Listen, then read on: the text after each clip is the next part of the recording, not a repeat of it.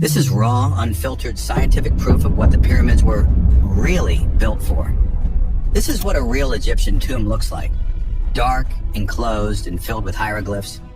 But this is the Great Pyramid of Giza, the biggest tomb in the world. The closer you look, the more you realize that this pyramid was definitely not made for burying the dead. Why? Because the materials used to build it are exactly what we use today to create electricity. Let's break it down. Giza was once covered in bright white casing stones, polished to perfection and virtually airtight. These stones were made of limestone from Tura, a quarry 500 miles away. Wait, what? They drag stones the length of Florida just to make the pyramids look nice and shiny? Not quite. This special limestone from Tura has less magnesium than regular limestone, making it an ideal insulator of electricity. Oh, and it also reflects sunlight, keeping the inside cool. Coincidence? Maybe, but let's keep digging. The interior chambers of the pyramid were built with rose granite, which contains asterisk 85% quartz. Quartz is piezoelectric, meaning it generates a small electric charge when moved or squeezed. The same quartz we use to power wash batteries and barbecue lighters. But that's not all. Granite also ionizes the air inside the chambers, further increasing the conductivity of electricity. And guess what? This granite was sourced from Aswan, another quarry hundreds of miles away. Now here's where it gets weird. The granite slabs inside Giza have these strange structural designs that don't exactly look decorative. In fact, they're incredibly difficult to make. Why would you build a roof like this using 80-ton stone blocks from hundreds of miles away when you can't even see it from inside the chamber? Historians claim these were relieving chambers meant to prevent the room from collapsing under the weight of the pyramid. But here's the kicker. The chambers below had no such relief. On the other hand, if you were somehow able to apply pressure to these chambers, you'd get an electric charge from the quartz. A lot of it. But electricity can't just exist on its own. To utilize it, you need to direct it through something. Enter copper, a metal often used in wires to conduct electricity. And guess what a remote camera revealed in the pyramid's narrow shafts just a few years ago? 2 copper handles embedded into the stone at the end of the shaft, the only metal ever confirmed in Giza. Oh, and there's also what appears to be a wiring diagram painted on the side of the shaft.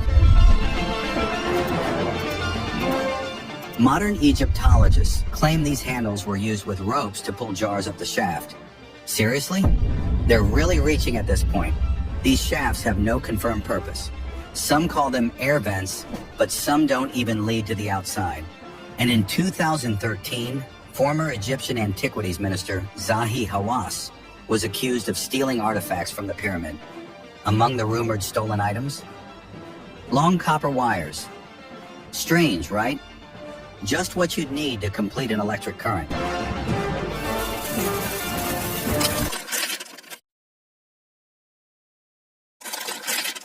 So, were the pyramids built as giant batteries? I mean, we have all the pieces, insulators, conductors, and materials that produce electricity. But how would this battery even work? Enter aerospace engineer Chris Dunn, who popularized the Giza power plant theory. Dunn didn't just speculate, he used hard science, numbers, and even a scale model to prove it. Here's how it works. The pyramid is a coupled oscillator, a device connected to a larger vibrating body, like the Earth, to transfer energy between them. The Earth vibrates, producing frequencies through seismic activity, Schumann resonances in its electromagnetic fields, and even the movement of water underground. The pyramid was built directly above underground aquifers with powerful flowing water. Convenient, right?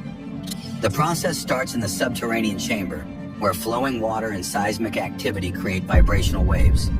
These waves resonate throughout the pyramid, maximizing its center of mass.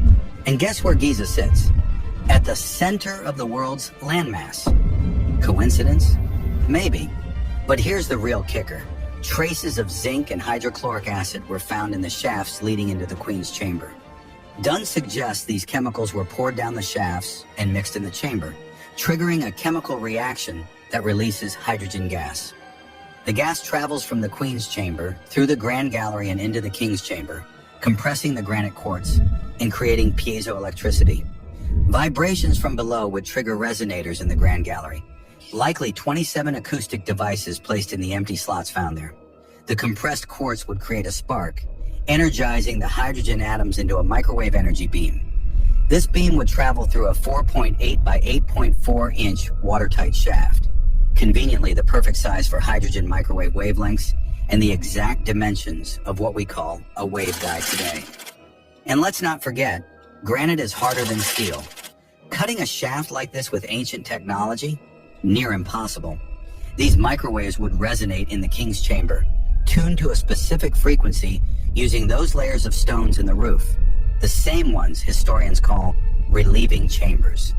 The sarcophagus in this room may have acted as a high-voltage source, like the Baghdad battery, further ionizing the hydrogen and making the room superconductive.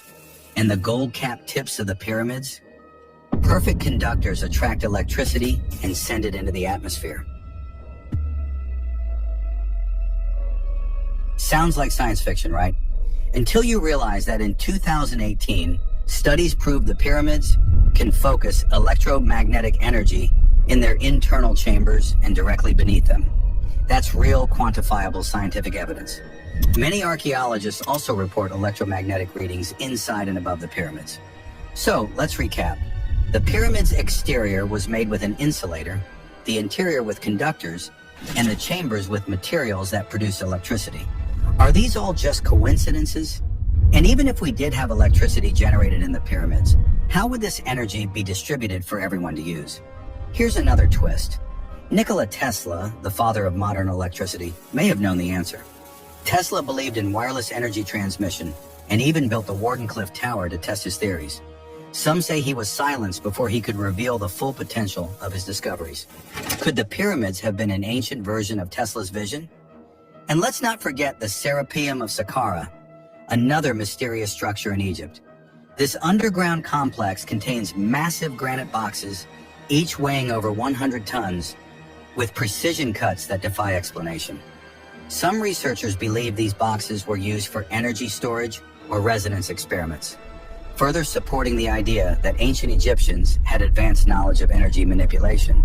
So were the pyramids tombs, power plants, or something even more extraordinary? The evidence is stacking up, and the truth might just rewrite history as we know it. What do you think?